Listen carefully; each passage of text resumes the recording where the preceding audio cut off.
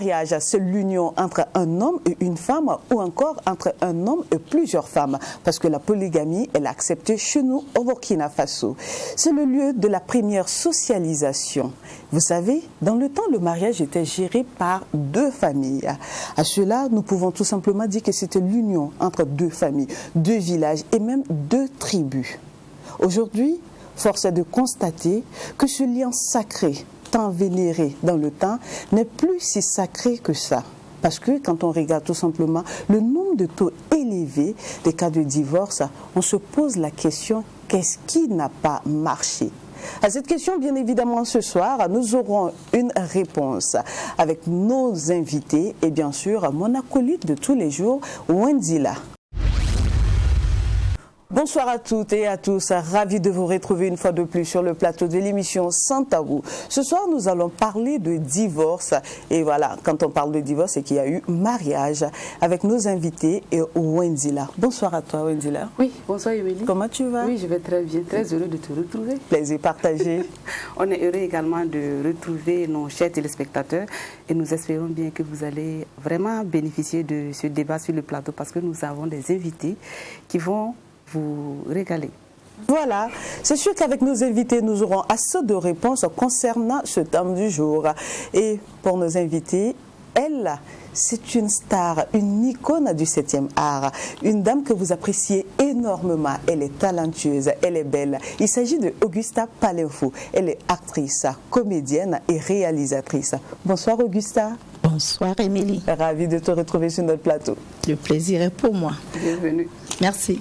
Notre deuxième invité, c'est sûr que c'est un visage que vous allez reconnaître très facilement. Lui, c'est monsieur Jean-Bosco Kaboré. Il est psychothérapeute et conseiller conjugal. Bonsoir, monsieur Kaboré. Bonsoir. Bienvenue à vous. Merci. Alors, ce soir avec vous, nous allons parler de divorce, le taux très élevé de divorce que nous avons dans notre société. Mais d'abord, moi j'ai une question à vous poser, c'est de savoir à quel moment une personne peut se dire « oui, je suis prête à me marier ». Augusta? Alors, merci.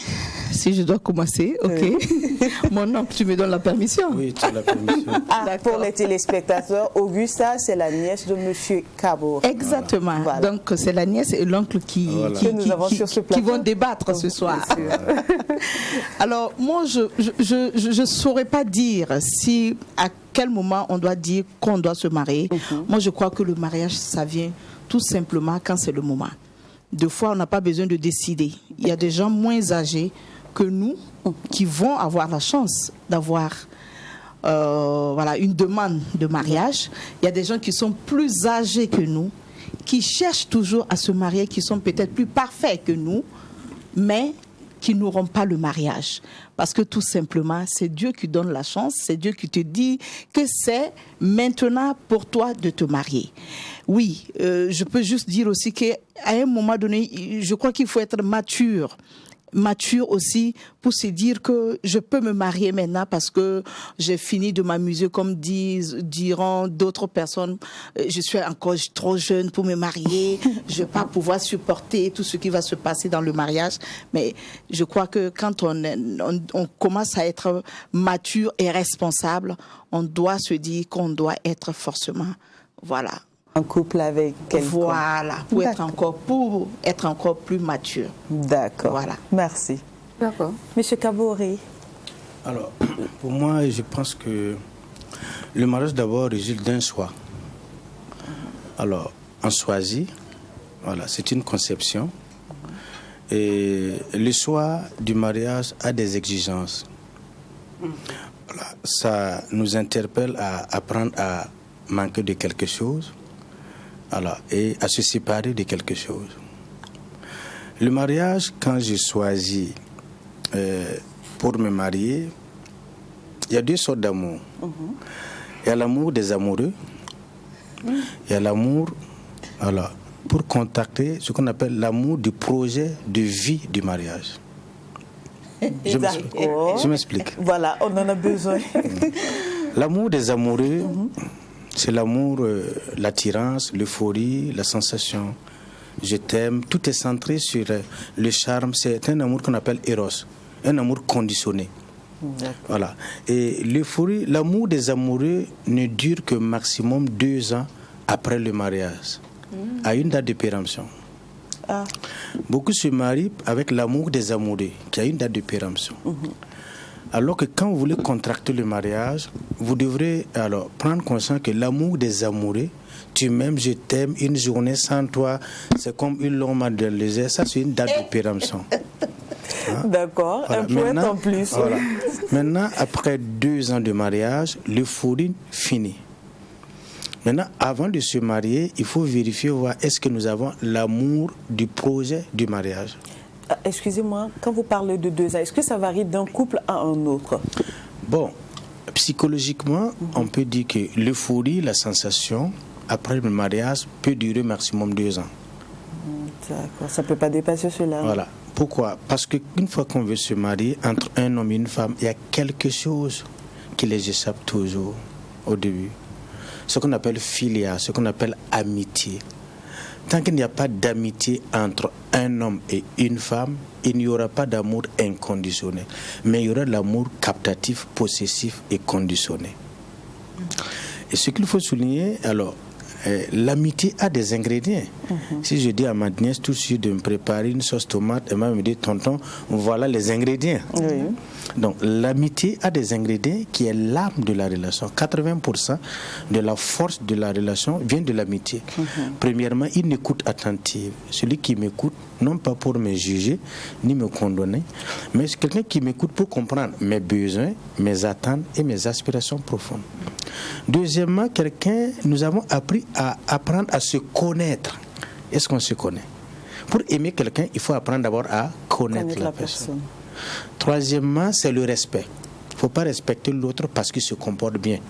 Parce que le respect, ce n'est pas un sentiment. C'est un ordre de vie. On n'a jamais arrêté un pont funèbre pour dire, bon, pour installer le protocole de respect, il faut vérifier, voir s'il a bien vécu. Non, tout être humain est digne de respect. Il ne faut pas respecter ta femme ou ton mari parce qu'il se comporte bien, mais parce qu'il est digne de respect. Ce n'est pas un sentiment. D'accord. Voilà. Alors, ce qui suit maintenant, c'est ce qu'on appelle maintenant la compréhension. Voilà, hein? Ça aussi, c'est un des ingrédients basiques. Voilà. Tu me respectes, c'est pour ça qu'on se comprend. Après, maintenant, il y a la considération. Je me sens considéré. Ça aussi, c'est un des ingrédients. Après, on termine maintenant par quoi? L'acceptation. Je me sens accepté. Voilà les ingrédients qui donnent naissance à une amitié authentique, mature et responsable. Ça, c'est 80%. Vérifiez, voir, est-ce que vous avez ça d'abord? Maintenant, les 20%, c'est l'amour inconscient. C'est les ingrédients de l'amitié qui donnent naissance à l'amour du mariage. Vous avez parlé de l'acceptation.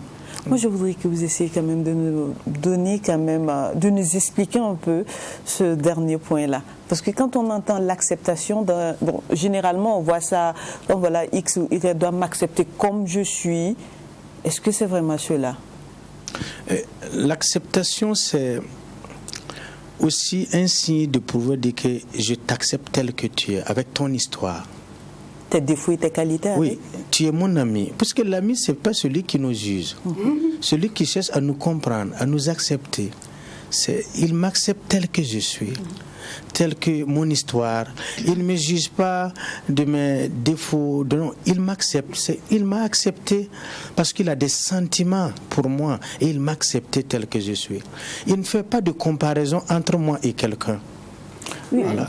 Il m'accepte, il a mon histoire, mon côté physique. Il a appris petit à petit dans le cheminement à m'accepter.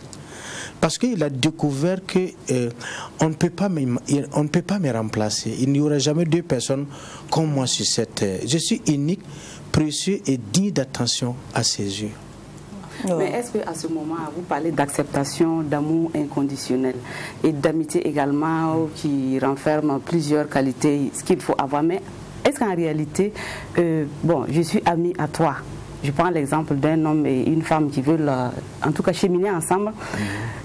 Moi, je t'accepte tel que tu es, tes défauts, etc. Est-ce que le fait que je t'accepte, tu ne devrais pas aussi faire une certaine concession? Voilà, c'est pas parce que vous avez dit tout à l'heure que le respect, rappelez-moi, le respect n'est pas Le respect n'est pas conditionné. Mais souvent on dit que le respect, ça se mérite. Il y a ce qu'on dit. Si on se suit, cela veut dire qu'on a une certaine... On regarde en réalité dans la même direction. Je vois un peu ce qu'elle veut dire. Est-ce que peut-être en disant que voilà, la personne doit m'accepter avec mes défauts et mes qualités, à un moment donné, est-ce que cette personne n'est pas aussi obligée de nous aider à changer un peu, c'est-à-dire à modeler quand même nos défauts, à abandonner certaines choses qui ne sont pas du tout favorables à notre épanouissement? Vous savez, quand on parle d'acceptation, c'est le fruit de notre relation. C'est le fruit. Ça veut dire qu'on a cheminé ensemble. On a marché. Ça veut dire que j'ai appris à connaître tes défauts, tes qualités, ce que tu peux faire et ce que tu ne peux pas faire. Voilà. Tu es au-delà de tes défauts. La relation n'est pas conditionnée. Voilà. Accepter quelqu'un tel qu'il est. On n'a jamais vu une maman rejeter son enfant. Voilà, vous voyez, les choses, ça prend du temps, petit à petit. Au début, peut-être que je ne suis pas sensible, ou bien chacun rentre avec son moi. Mais une fois que deux personnes veulent faire route, ils ne doivent pas installer une relation du moi, mais une relation du nous. Exactement. Ah, ma nièce a codifié. Donc dans ce cas, oui, on s'accepte avec nos défauts, mais vous savez, l'amour nous amène à faire des choses incroyables. Il y a des gens, par exemple, tu ne peux pas les voir à la maison toute une journée. Il y a des gens, par exemple, qui aiment les boîtes de nuit. Chaque week-end, ils sont en boîte. Jeudi, vendredi, samedi, dimanche, là, ils dorment en boîte. Mais à cause de l'amour, parce que tu as croisé ton âme sœur, tu vas voir que la personne va te dire, ça fait 1 an ou 2 ans que je n'ai pas été en boîte. Tu crois que ce n'est pas un des défauts qu'il a arrêté pour faire plaisir ou pour en symbiose entre elle, la personne, et son âme sœur, son partenaire. Je prends un exemple.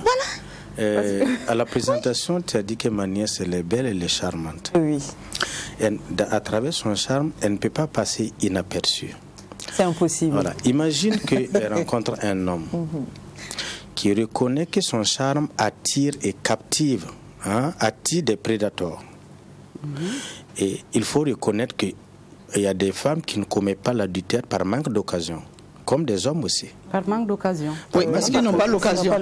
N'ont pas l'occasion parce que leur beauté aussi ne répond pas aux critères des hommes de leur environnement. Aussi. Elle ne peut pas passer inaperçue. Alors, son mari va dire, je me suis marié à une femme charmante, attirante.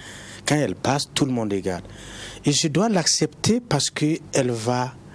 je dois l'accepter en cherchant à la protéger. Mais ici, dans ce cas, en lui interdisant de sortir. Ah oui, mais à la protéger parce qu'elle est exposée. D'accord. Mais est-ce que ici, c'est pas parce que naturellement, elle ne peut pas changer ça, le mari ne peut pas changer ça? Oui, l'acceptation. Mais le mari ne peut pas changer ça. C'est comme mon oncle a dit. Non, il y a des gens qui ne commettent pas d'adultère par manque d'occasion. Mais il y a des gens qui ont l'occasion, mais qui ne peuvent pas le faire. Qui ne veulent pas, pardon. Qui ne veulent pas le faire parce qu'ils sont honnêtes, fidèles, sincères, et que leur amour inconditionnel ne leur permettront pas de faire de l'adultère parce qu'ils aiment bien la personne avec qui ils sont. Voilà, pas de raison. Parce que quand tu aimes une personne, qu'est-ce qui va t'amener? C'est ça, des fois, je me demande comment les hommes font pour avoir 2 copines à la fois. Je sais, mais c'est pour dire que le cœur, là, c'est un seul cœur qu'on a. En réalité, quand on veut poser la question aux hommes, ils disent que non, c'est pas parce que je n'aime pas ma femme. Heureusement, un homme sur le plateau. C'est parce que je n'aime pas. Oui, j'aime bien ma femme. Une petite parenthèse, on va développer très rapidement. Il faut connaître la psychologie de l'homme. Savoir que l'homme fait l'amour pour chercher l'amour. L'homme, c'est le regard, le toucher, pénétration, éjaculation. Il fait l'amour pour chercher l'amour. Par contre, la femme cherche l'amour pour faire l'amour. Si, quand la femme n'aime pas un homme, tu ne vas pas la voir coucher avec un homme. Enfin, voilà. Sauf si tu es prostituée. Faire le Christ en croix. Vous venez faire jouer dormir. D'accord, on a bien saisi cela. Alors, vous dites là. Donc, c'est pour dire qu'il y a des hommes qui ont vécu dans un environnement. Pour que l'homme puisse rentrer dans l'esprit du mariage aujourd'hui, il faut attendre 5 à 10 ans de mariage avant qu'il rentre dans le mariage totalement et globalement. 10 ans 10 ou 15 ans. Puisqu'il a toujours un projet de célibat. Vous voyez que 90% de ses amis sont des amis qu'il a connus dans le célibat. Voilà. Et au fur et à mesure, il va se détacher de ses amis là petit à petit parce que tout simplement, leurs programmes ne seront plus pareils. Voilà. J'ai toujours un problème avec madame voilà, aussi. Et puis, voilà, à un moment donné, tu vas être ami aux gens qui sont mariés et non aux gens qui ne sont pas mariés. C'est pas de la foutaise, mais enfin... Voilà. C'est normal, quoi. Oui, naturellement. On rentre dans un milieu. Il y a des gens, quand on était petit, on était dans un quartier où avec des amis voilà, où on ne savait pas quoi faire. À un moment donné, on grandit, on est dans un monde, voilà, une société assez classe. Et au fur et à mesure, tu montes. Attends, c'est comme ça, nous, on a connu des gens qui étaient avec nous aujourd'hui, là, ils sont au sommet. C'est de l'évolution, quoi. Celui-là qui me voit, il ne me salue même pas là. Parce que vous n'êtes plus de la même classe sociale. Je suis désolée. Mais, au fait, voilà. C'est naturellement installé. C'est naturellement, ça s'impose à toi. Le statut social impose et conditionne le comportement. D'accord. Okay. On va aller maintenant directement. Voilà, on va rentrer dans le vif du sujet, c'est d'arriver à comprendre pourquoi il y a autant de divorces dans notre société.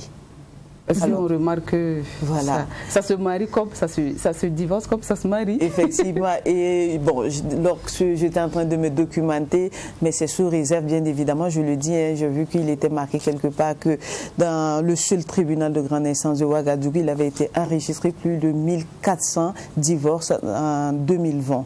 Pour 2021, les statistiques ne sont pas encore arrivées, mais je dis bien sous réserve de contrôle. Hein.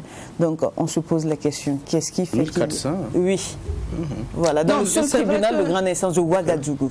Non, c'est vrai que les gens en parlent, hein, même si ce n'est pas une fierté. Voilà, les gens en parlent beaucoup et... Pourquoi est-ce qu'il y a beaucoup de divorces? Je ne sais pas si je suis la bonne personne à donner l'exemple. Non, mais chacun d'entre voilà, mais mon avis... Je serai toujours la bonne personne. Non, mon avis est chacun que... son avis, hein. Voilà, pour moi, est que d'abord, on se marie parce que, voilà, comme le tonton le disait, il y a quelque chose entre nous.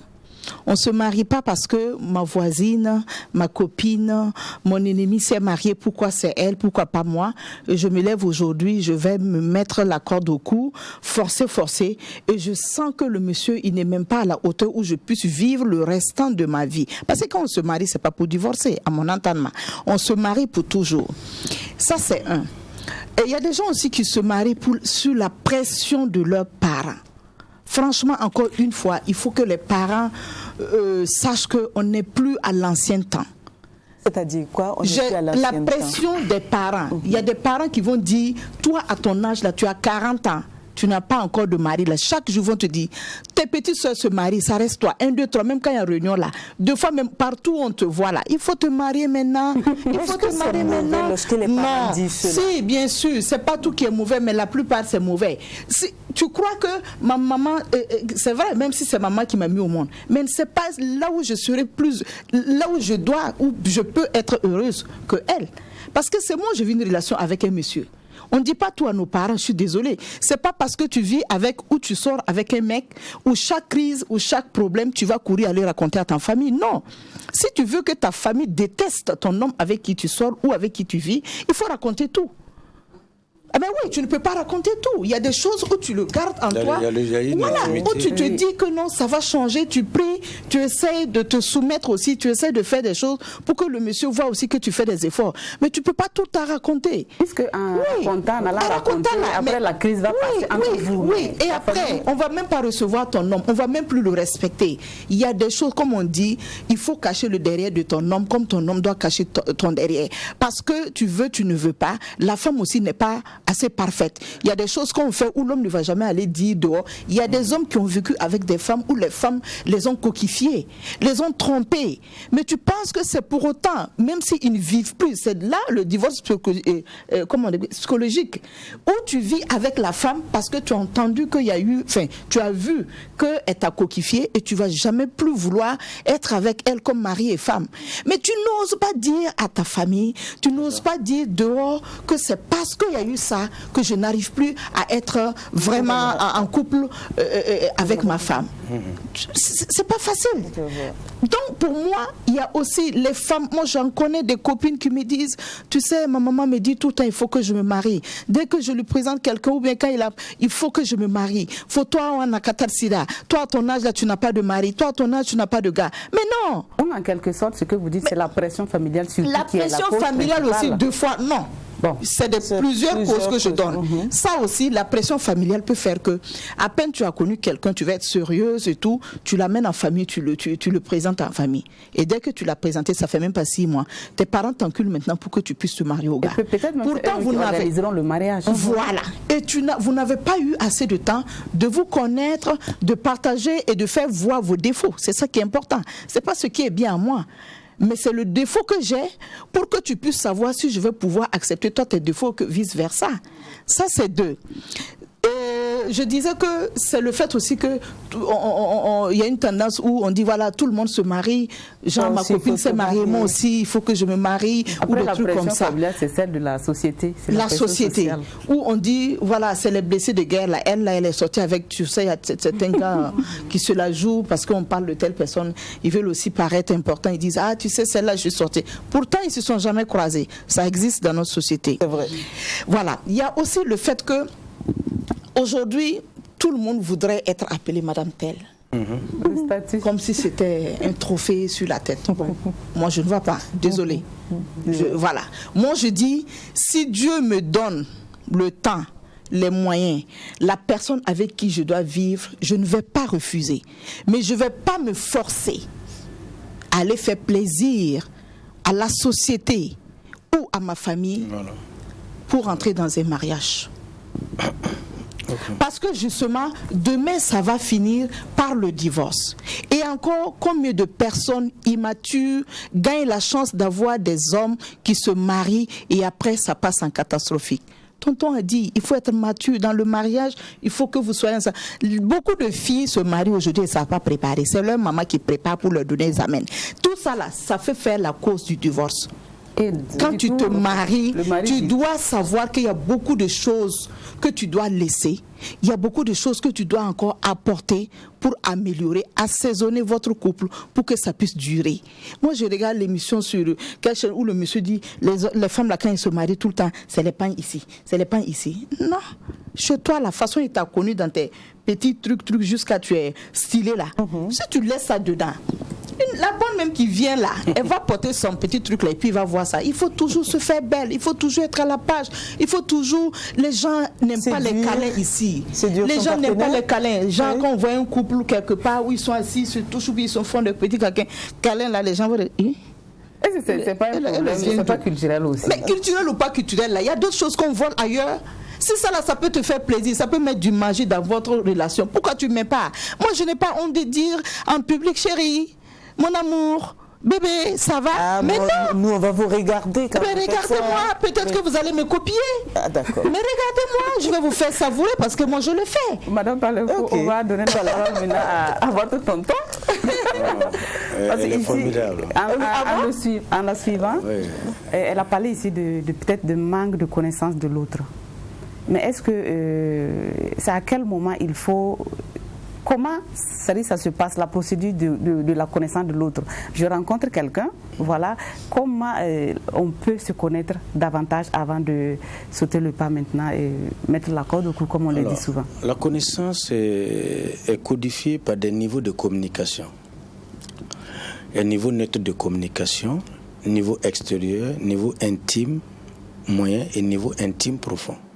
Quand on voit une femme pour la première fois, on va tout de même pas dire que je vais t'épouser. Je vais juste demander son numéro. Mais dites pourquoi on ne peut pas le dire tout de suite? Parce qu'on n'a pas atteint à un... Bonne question. Pourquoi on ne peut pas le dire tout de suite? Je peux répondre à cette question. Parce que nous n'avons pas atteint à un niveau de ce langage. On ne se connaît pas. Oui. On a un niveau neutre de communication. On parle de ce qui est neutre. Imaginez, vous rencontrez une femme pour la première fois, vous demandez son numéro. Elle dit que son portable, c'est pour sa soeur. C'est le secteur 2, elle dit que le secteur 10. C'est normal, le protocole existe qu'elle respecte quoi? Parce qu'on ne se connaît pas. Tu ne peux pas rencontrer quelqu'un pour avoir dit que tu es belle, je vais t'épouser. Ou je t'aime. Non. Mais il y a des hommes peut-être qui le font. Il y a ce que les hommes font. Ah oui? Mais ça se termine comment? Il y a des étapes. C'est pas évident, hein, Madame Palem. Je veux dire qu'il y a des étapes qu'il faut respecter. D'accord. Oui. On ne peut pas être au niveau, viens d'avoir ton BPC, tu es levé pour aller postuler un niveau de master. On se connaît pas, on n'est pas à un niveau de parler de mariage. On est à un niveau d'abord d'échanger, d'abord d'essayer de se connaître. Comment tu vas? Il y a un niveau neutre de communication. Après, dans le niveau neutre, il y a eu un regard, il y a eu une parole, il y a eu un comportement qu'on a transmis, qui a donné naissance à quelque chose. Après, on arrive à un niveau extérieur de la communication. Le contenu de ce niveau, c'est parler des choses extérieures. Voilà. Et le niveau intime moyen, c'est le niveau où on apprend à parler des choses d'intimité. Pour qu'une relation dure, il faut 2 ans. Mais il faut 2 ans avant de se marier. Mais 2 ans, ça veut dire que ce n'est pas la durée d'abord qu'il faut chercher, mais la qualité de la relation. Exactement. Maintenant, on sait bien que pour avoir le bac, bon, il faut quand même il faut de la durée. Voilà, pour atteindre un certain niveau, il faut exploiter du temps pour pouvoir construire la relation. Sinon, le début, c'est captivé par des émotions. À travers ton charme, je suis enivré par ton charme, je peux dire des belles choses. C'est ça qui fait que ça finit. Ça a une date de péremption, ça finit vite. Mais quand on apprend, on se donne du temps pour se connaître, se comprendre, s'accepter petit à petit, chacun apprend à accepter l'autre petit à petit et nous allons installer quelque chose qui est unique à nous. Voilà. Alors, je voulais revenir sur un aspect là. Vous avez parlé de divorce, je ne me rappelle plus, la question c'était... le taux de divorce. Voilà, le taux de divorce. Oui. C'est vrai qu'aujourd'hui, ça atteint une proportion. Hein. Voilà, et vous avez parlé de 1400. Moi, je dirais que le divorce... Officiel, vraiment? Oui, je dirais que ce n'est pas suffisant. Ce n'est pas suffisant? Ce n'est pas suffisant. Le chiffre que j'ai donné? Non, ce n'est pas assez. Je trouve que le divorce aujourd'hui, ça doit dépasser ça. Pourquoi? Ah, une bonne question. Je vous admets parce que vous posez des questions. On va demander pourquoi. Parce que pour vous, ça devrait dépasser. Ça devrait dépasser. Ça doit dépasser. Parce que la cause, c'est quoi? Les gens se marient dans l'ignorance, l'immaturité et l'inconscience. Et peut-être l'autre amour que vous avez énuméré plus haut. Oui, ça, je vais expliquer. Ça veut dire qu'il faut faire la différence entre mari et femme est différent, époux et épouse. Quelle est la différence? Quand on est mari et femme, c'est juste, comme elle a dit, tout le monde veut c'est le mari d'un tel. C'est juste pour changer le cadre social. Je suis devenue la femme d'un tel, le mari d'un tel. Vous voyez, ça c'est l'apparence. Alors, quand on est mari et femme, ça veut dire que c'est un couple administratif qui est là pour se gérer, distribuer les rôles, se défendre des intérêts. Alors, quand on dit époux et épouse, c'est une relation qui est codifiée par une amitié authentique, mature et responsable et un amour inconditionnel. Beaucoup se marient parce que j'ai l'âge de me marier, je la rejoins comme dit. Voilà, ça c'est mari et femme. Voilà, je me marie pour nourrir, vivre dans mon moi. Mais je ne veux pas une relation du nous, je veux une relation du moi. Moi, tout ce que tu dois faire, je dois vérifier, voir est-ce que ça nourrit mon moi. Ça, c'est un mari ou une femme. Mais devenir époux et épouse, ça veut dire quoi? Ça veut dire qu'on ne se marie pas pour devenir heureux, mais on se marie parce qu'on est heureux pour rendre heureux. Mais est-ce que ça, est-ce qu'aujourd'hui, les gens sont conscients de ça? Parce que la plupart c'est pour ça que vous êtes là pour parler de ça. Non, parce que moi, je sais que j'ai déjà écouté un vieux qui a dit à la mairie, j'ai été invité à la célébration d'un mariage. Le vieux là qui a célébré le mariage, il a tellement parlé, il a dit le monde allait être bien, les mariages allaient être sans divorce si et seulement le mari, tout ce qu'il fait dans sa vie, dans son quotidien, son objectif premier, c'est de rendre heureuse la femme qu'il a amenée chez lui. Et la femme, tout ce qu'elle devrait faire dans sa vie, dans ses pensées, dans son rêve, c'est de rendre heureux. Tout ce qu'elle pense, tout ce qu'elle fait, c'est comme si elle était née pour juste faire plaisir à l'homme. Et vice-versa. Ça veut dire tout ce que tu fais à l'homme là, c'est comme si tu te faisais à toi. Et ce que l'homme te fait, c'est comme si lui se faisait à toi. Où est le divorce? C'est vrai. Là, c'est de faire de son partenaire sa priorité. Voilà, la priorité. Mais tout ça, c'est quoi? Ça veut dire qu'il y a quelque chose qui, aujourd'hui, il faut chercher. Aujourd'hui, moi, j'ai 63 demandes de divorce. Combien de temps? Dans ma structure. Un mois, 63 demandes. Non, quand des gens sont à une étape de conciliation, voilà, on peut leur recommander d'aller voir un spécialiste. Voilà. Et quand tu les écoutes, c'est quoi? C'est triste. Deux fois, d'autres ont 15 ans, 20 ans, mais tu ne vois pas 15 ans ou 20 ans de vie. Tu vois 6 semaines ou 6 mois. Des bébés. Immaturité. C'est comme ce qu'elle a dit. Il y a des gens, aujourd'hui, il faut, quand on veut se marier, je pense que l'État doit contribuer. On ne doit pas permettre à quelqu'un de se marier sans vérifier, voir est-ce qu'ils ont les outils matures et responsables qui répondent aux critères et aux exigences du mariage avant de se marier. Je veux dire quoi? Il faut donner des attestations. Ces outils-là, oui, il faut former les couples, des thématiques spécifiques. C'est ça, je dis, projet de vie de mariage est différent de se marier parce qu'on a l'amour des amoureux. Quand on a un projet de vie, on a un projet de vie d'amitié, on a un projet de vie affective, on a un projet de vie spirituelle, on a un projet de vie sexuelle où j'ai appris à connaître la sexualité de l'homme et de la femme. On a un projet de vie financière, on a un projet de vie de gestion de conflits. Il faut programmer qu'il va y avoir des conflits. Il y a un projet de vie pour l'éducation des enfants. Et une fois par semaine, ou chaque 2 semaines, on s'assoit pour faire le bilan de ces projets-là. Mais chacun rentre dans le mariage parce que j'ai l'art de me marier. Vous écoutez, j'aimerais bien vous demander, est-ce que tout le monde est appelé d'ailleurs à se marier? Je répondrai que ceux-là qui sont prêts pour se soumettre aux exigences du mariage qui doivent se marier. Parce qu'il y a 3 sortes de mariage. À votre introduction, vous avez parlé de le mariage traditionnel culturel. Aujourd'hui, il y a 3 sortes. Il y a le mariage traditionnel, il y a le mariage religieux, il y a le mariage moderne. Ces 3 conceptions de mariage doivent travailler en synergie, en communion. Malheureusement, on ne sent pas la synergie. Oui, on ne sent pas, mais il faut aujourd'hui se dire que si tu veux contracter le mariage aujourd'hui, on doit avoir des spécialistes outillés qui préparent et qui forment des gens. Vous savez, je connais des pays, quand il y a des demandes de divorce, on transfère le dossier sur un thérapeute du couple, pas sur un juge. Le juge, ce n'est pas un spécialiste pour gérer les questions de divorce. Lui, il regarde ce que la loi a dit.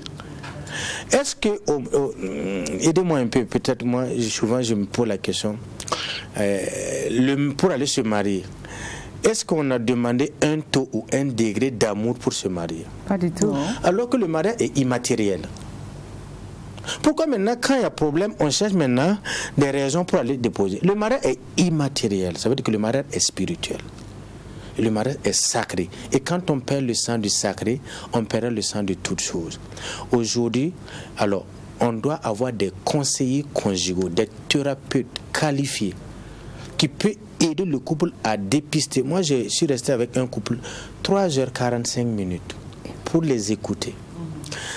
Après, le monsieur m'a appelé à 2h du matin parce qu'il y a eu un déclic. Il dit, monsieur Kaboré, si je vous avais rencontré il y a 8 ans, je n'allais pas commettre les bêtises que j'ai commises. Je ne savais pas.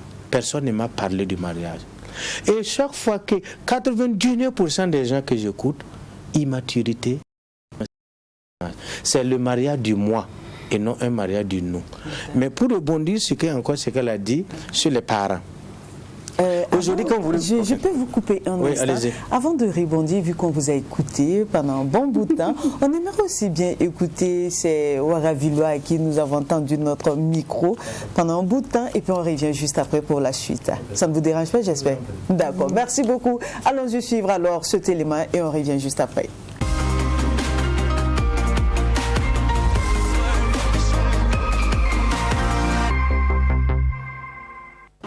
Selon moi, par exemple dans le foyer, si le monsieur n'a pas de bon boulot, je vois que la femme est supérieure au monsieur. Donc ça fait que dans le foyer, ce que le monsieur dit seulement, il ne peut pas respecter. Selon moi en tout cas. Donc de nos jours, là, je ne vois pas le respect dans la famille. L'homme seulement, il ne respecte pas le monsieur, il rentre quand il veut. Donc, des fois, d'autres, ils préparent à 21h. Comment le monsieur peut rentrer et puis tu vas manger à 21h? C'est pas possible. Même si tu ne donnes pas l'argent du papa, c'est pas tous les jours. Mais de toute façon, le mariage là, il faut s'aider. Voilà, c'est un truc comme ça. Il faut s'aider. Il y a la propriété dans la cour, tout ça là, t'occuper des enfants. Si demain ça peut aller. Selon moi, c'est comme ça. De nos jours, il y a plusieurs facteurs de société qui font que ça ne marche pas. Parce que nous, à notre enfance, on a vu que nos parents, il y avait vraiment une complicité entre eux. Que tu sois riche ou pauvre, n'importe quel travail que tu fais, d'abord la sincérité est là. Mais de nos jours aujourd'hui, il n'y a plus ça. Chacun vise un certain intérêt vis-à-vis de l'autre.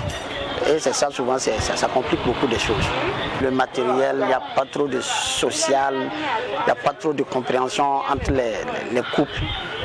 Bon, aujourd'hui, tu peux être bon, tu as un petit boulot, en temps, tu as des difficultés, alors que madame veut encore plus, en voyant ses copines, ses camarades, ses voisines, donc c'est un peu compliqué. Voilà, selon moi, c'est tout ça qui fait que de nos jours. Mais il y a des gens qui arrivent à s'en sortir quand même avec beaucoup de compréhension et vraiment de juste milieu. Selon moi, les relations de nos jours ne durent pas, tout simplement parce que la base est ratée. Bon, c'est pour dire par là que les partenaires ne cherchent pas à se connaître davantage avant de s'engager au fait dans la relation. Et deuxièmement, il y a ce problème de confiance aussi qui se pose.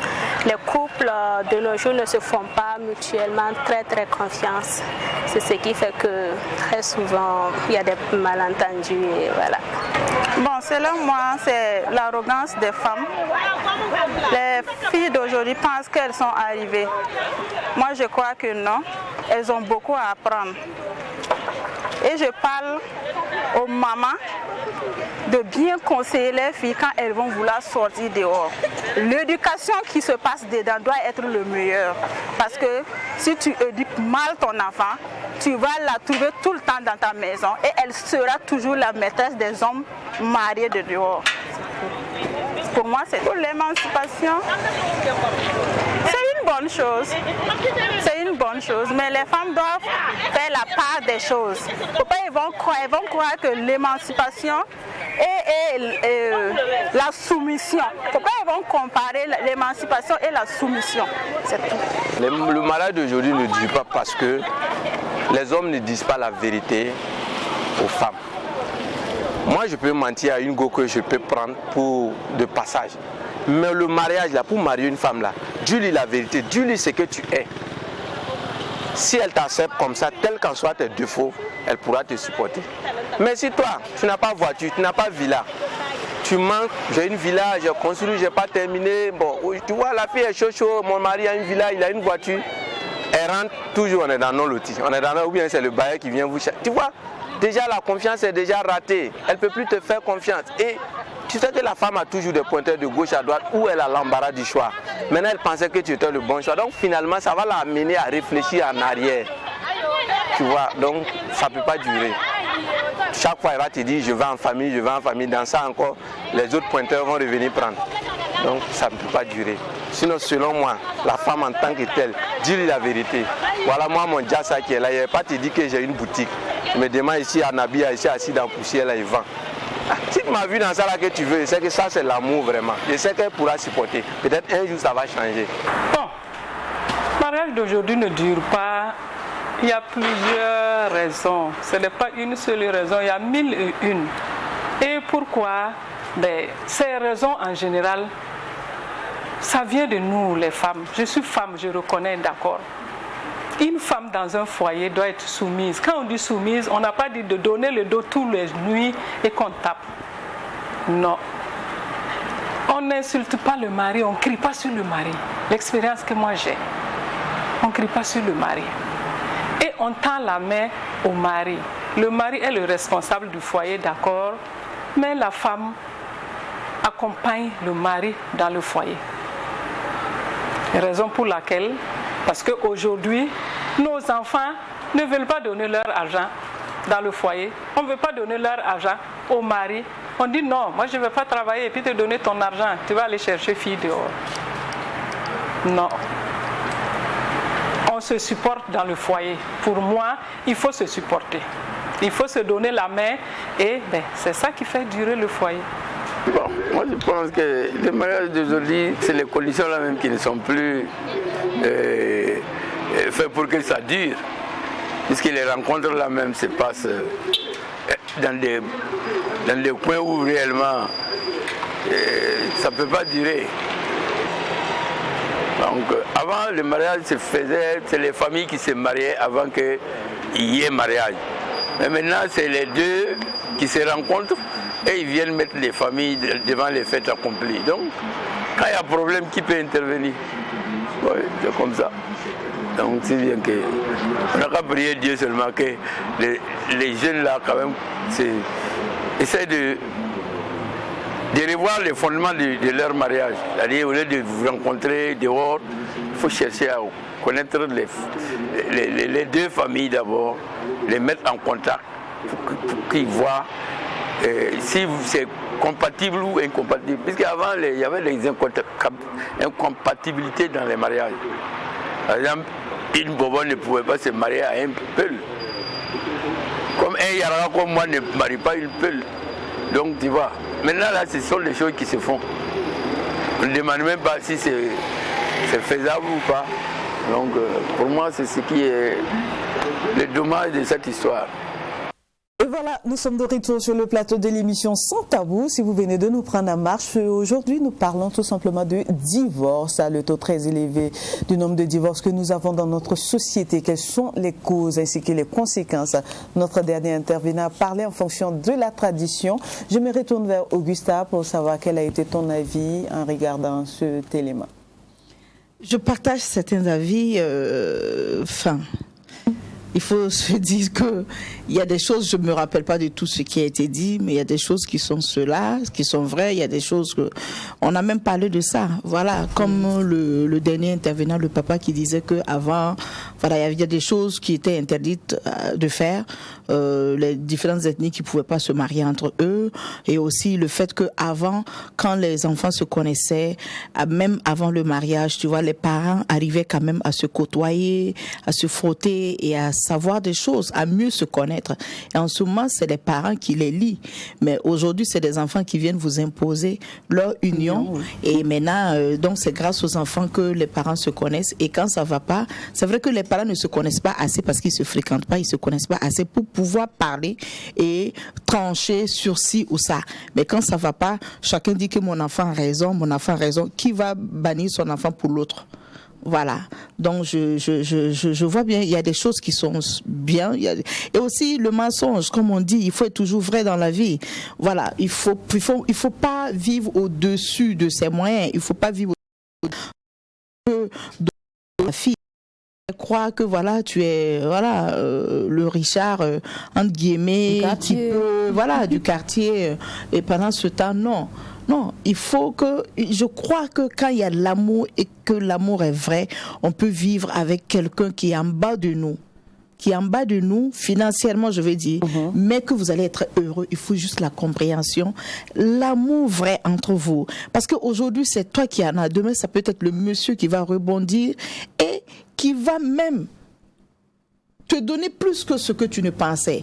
Il y a aussi beaucoup de choses qu'il faut qu'aujourd'hui, les femmes là, il y a des gens qui ont suivi des étudiants, des gens qui n'étaient rien, et un coup comme ça, pam, ils ont eu la gloire, ils ont eu l'argent, leur marché a commencé, Et cet homme-là regarde celle qui est à la maison, qui a bavé avec lui durant sa jeunesse, durant sa pauvreté-là. Maintenant, comme non, une chaussette trouée, une serpillière, et cette dernière n'est plus à son niveau. Et maintenant, il sort pour aller draguer, voilà, celles qui sont au niveau qu'elle, ou même moins de fois que la dame, mais pour mettre tout ce qu'ils ont sur cette fille-là et vouloir marier. Deux fois même, ils se marient à cette dernière qui est dehors que à celle-là qui est dedans. Il faut te marier, aujourd'hui c'est bon. Mais c'est comme il a dit, ça c'est pas le vrai amour. 2 ans après là, tu vas voir la chicotte qui va te chicoter là. Hein? Tu vas revenir à la maison sur celle qui n'était pas bien là pour dire que c'est elle qui est bien. Espérons qu'il va revenir la trouver toujours à la maison. Voilà. Alors, oui, monsieur Kabouga, à vous, maintenant la parole. Je crois que c'est divers. Hein. Je pense que chacun a essayé de donner sa vision de voir les choses. Mais moi, je résume que, comme je dis, il y a 3 conceptions. Voilà. Le vieux a parlé de la conception du mariage de leur temps. Quelque chose qui était incomplet. Qui était incomplet. Oui, c'était incomplet. C'était une dotation familiale. Oui. À leur temps, c'est une dotation familiale. On te prend, on te donne, mais tu ne sais pas. C'est le jour même du mariage que tu vas connaître ton mari. Il y avait la dotation familiale. Et avant, c'est la famille qui gérait tout. Et la famille cherche leur honneur et leur dignité dans votre relation. Même aujourd'hui, on fait la pression pour que la fille se marie à cause de leur honneur et leur dignité. Ça, c'est la conception traditionnelle. Est-ce qu'on peut garder ça? Non. Mais aujourd'hui, il y a la conception religieuse qui vient en renfort et il y a la conception moderne qui vient davantage codifier. Voilà, on a 3 richesses qui doivent travailler en synergie. Mais avant, non. Avant, l'homme est vu comme supérieur et la femme inférieure. Mais les couples d'avant restaient ensemble pendant longtemps. Bien sûr, c'est normal. Oui. Je peux vous répondre ça. Voilà, dites-nous. Parce qu'il y a un qui domine l'autre.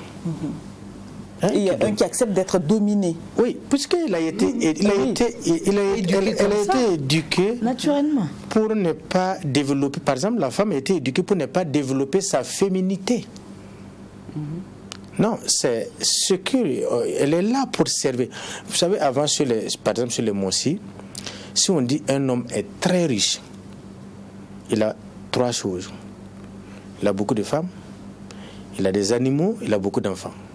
On dit les riches. Ça faisait la richesse. C'est ça. Donc, et la femme, c'était la propriété de l'homme. Est-ce qu'aujourd'hui, nous qui avons amené nos enfants à l'école, nos filles à l'école, elles vont accepter cette conception?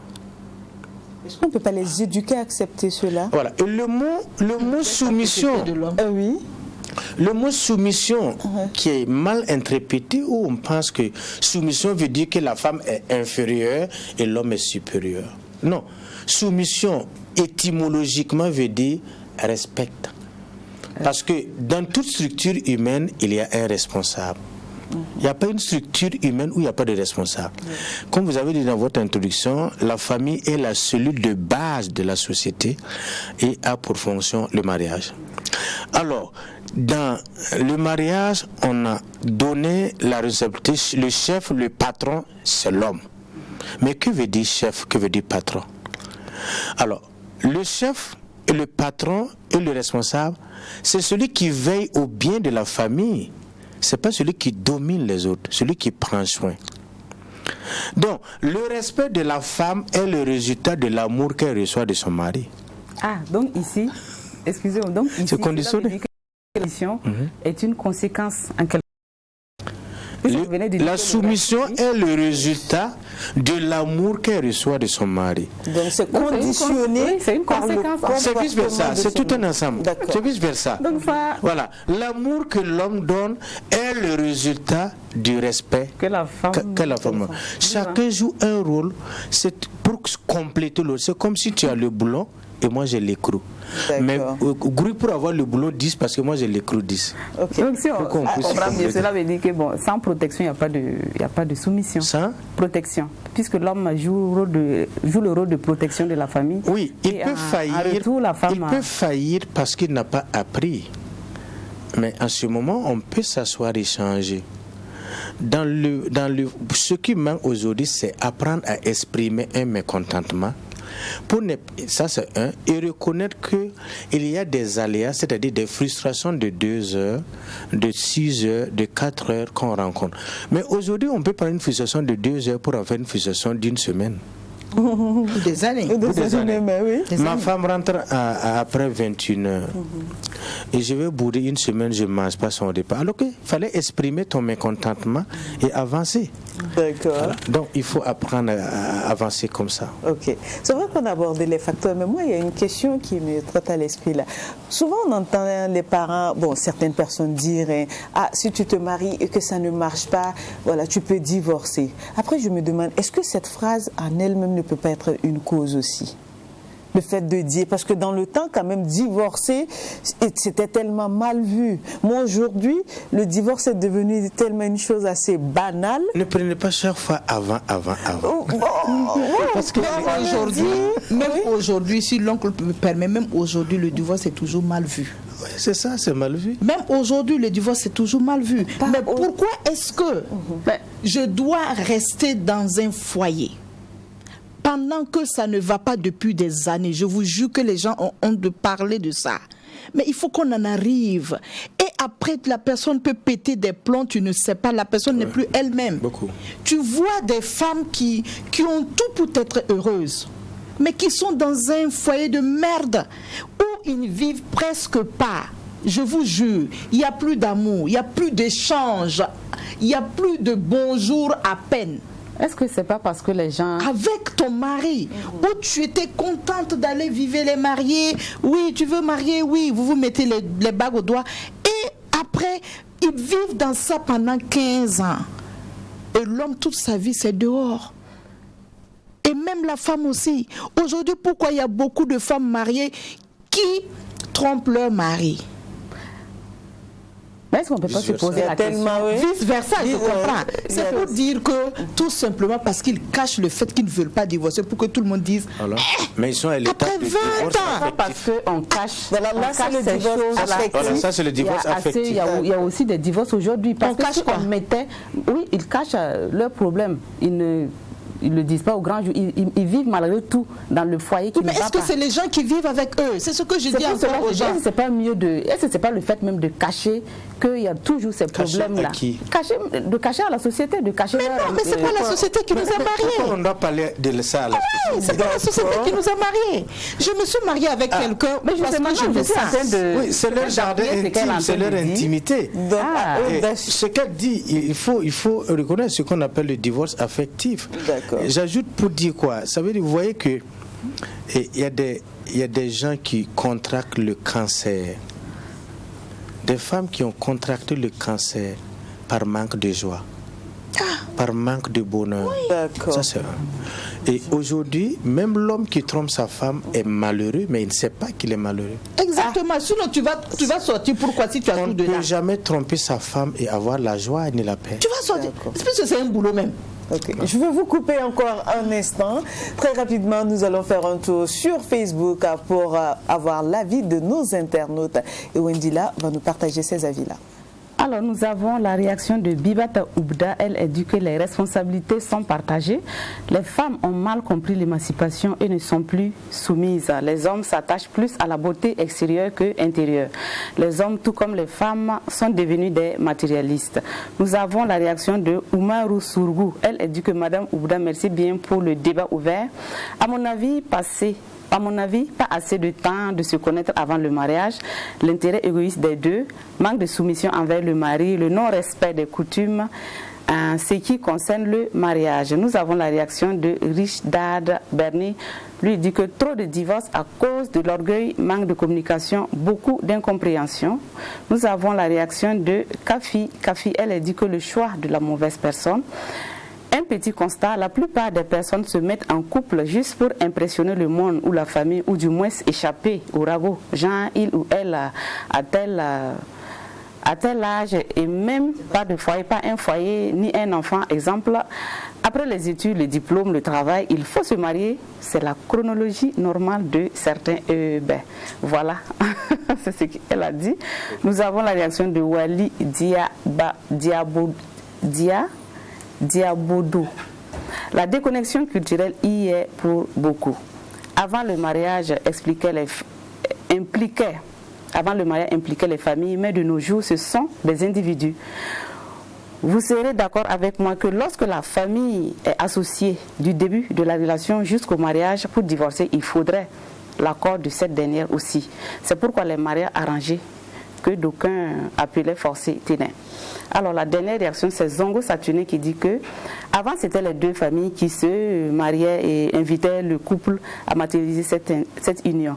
De nos jours, c'est le couple qui se marie et invite les deux familles à matérialiser ça à travers leur présence à la mairie. On veut une vie de couple tout en restant célibataire, virer entre amis, rentrée tardive. Voilà les réactions de nos internautes. Alors moi j'aimerais bien vous demander, il ne nous reste plus que quelques minutes, quelles sont les conséquences de cette taux très élevé de divorce? Est-ce qu'il y a des solutions pour ne plus que les chiffres vont s'alourdir davantage? Ce que moi je veux dire là, ça serait pas bien entendu. Non, vas-y. L'émission sans tabou. Non, je sais, parce que ce que je veux dire, c'est quoi? La solution, c'est quoi? Pour moi, d'abord, il faut apprendre à se connaître. Il ne faut pas regarder X ou Y, mon voisin qui est arrivé, qui s'est marié, moi, ma copine qui s'est mariée, et moi, je ne suis pas mariée. Il faut faire ce que soi-même, on pense être juste d'abord. Même pour ma maman. Si moi, je vais aller souffrir dans un foyer pour faire plaisir à ma maman ou à mon papa, je ne vais pas le faire. Parce que ce n'est pas ma maman qui est dans le foyer, mais c'est moi qui vis le foyer. C'est moi qui vivra tout. Et à un moment donné, il y a des gens, quand ils n'en peuvent plus, ils peuvent se donner la mort juste pour montrer à la famille, là, comme je viens tout le temps vous parler que ça ne va pas, et vous me dites repars là. Je me suicide et puis c'est tout. Il y a eu déjà des cas que je connais. Une femme très belle dehors là, c'est la joie. Tu vois, c'est la femme exemplaire que tu peux, le foyer exemplaire que tu peux admirer de dehors. Quand ils sont ensemble, comme ils sont là, c'est toujours comme ça, les dents dehors. Mais jusqu'à tout le temps, elle va dire ça va pas. Sa famille lui dit pas, c'est comme ça partout, pas, c'est comme ça. Le jour où elle n'en pouvait plus, elle est partie, elle a montré son dos. Tout était des brûlures, de quoi. Où elle a dit aujourd'hui là, si vous me dites de repartir, voilà le couteau, je me mets le couteau à la gorge. C'est ce jour-là que toute la famille s'est tue. Et on a dit, tu as raison, il faut savoir écouter. Personne ne veut vivre seul. On a toujours besoin de l'autre pour terminer ses jours. Aujourd'hui, on est bien, on a les pieds, on peut marcher, on n'est pas malade. Aujourd'hui, il y a combien de maladies qui nous prennent en moins de combien de temps avec tout ce qu'on consomme. Exactement. Mais quand on est deux, on peut s'épauler. C'est ça. Oui, tout le monde a besoin d'un foyer, tout le monde veut être dans un foyer, mais un foyer respectable, respecté, un foyer qui soit à l'image d'un bon foyer. Il ne faut pas être dans un foyer pour être dans un foyer. Merci. Alors, on va donner maintenant la parole à l'oncle pour terminer.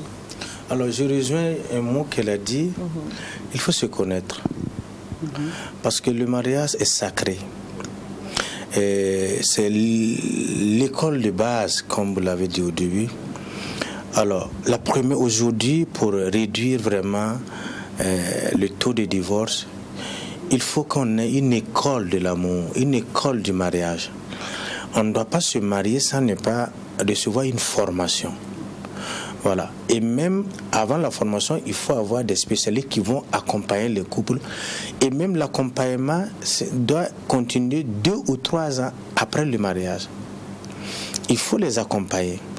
Il faut qu'on puisse comprendre qu'on ne se marie pas pour nourrir son moi. On se marie parce qu'on a un projet de nous. On a quelque chose, on s'est mis d'accord parce qu'on a un objectif. Voilà. Alors, quand on fait le choix, il faut apprendre à construire la relation, entretenir la relation et perfectionner la relation. Et je vais terminer par une chose. Il ne faut pas chercher à faire confiance à un homme, ni faire confiance à une femme, ni faire confiance à Dieu. C'est peut-être philosophique. Moi, on ne fait pas confiance en Dieu. On cherche à connaître Dieu, à rencontrer Dieu, à faire route avec Dieu. Souvent, nous faisons confiance en Dieu parce qu'on a entendu parler de lui, pas parce qu'on le connaît. C'est la même chose avec. On ne fait pas confiance à une femme ou à un homme. On cherche à connaître la femme, connaître l'homme. On connaît ses états émotionnels, ses sentiments, ce qu'il aime et ce qu'il n'aime pas. Donc, la confiance est le résultat de la maturité d'une relation. Parce qu'on entend, je ne le fais plus confiance. Oui. Avant, tu le faisais confiance. Cette confiance est née de ton jugement, pas parce que vous l'avez construit. Même avec Dieu. On n'a pas une confiance qu'on a construite avec Dieu, mais parce qu'on a entendu parler de lui, qu'il est tout puissant. Alors que Dieu dit, cherche à me connaître, après tu vas apprendre à m'aimer et tu vas comprendre ce que je peux faire pour toi. La grâce de Dieu n'exclut pas la nature humaine, mais la grâce de Dieu interpelle, conscientise la nature. Il faut apprendre à se connaître. Donc, la confiance, c'est le fruit de la maturité d'une relation. Donc, une des causes qui manque, c'est parce qu'on n'a pas atteint à ce niveau. Donc, on ne peut pas prendre le BPC pour aller postuler le master. C'est bien noté. Vraiment, je dis merci à chacun d'entre vous. Alors, Wendila, j'ai juste une phrase seulement à dire aux couples, à ceux qui se préparent pour se marier. Lorsque vous regardez votre partenaire, ne vous perdez pas dans ses yeux. Retrouvez-vous dans ses yeux. Lorsque vous vous retrouvez dans ses yeux, cela veut dire que vous faites les choses en tenant compte de sa présence, parce que celui qui est devant vous, c'est vous-même.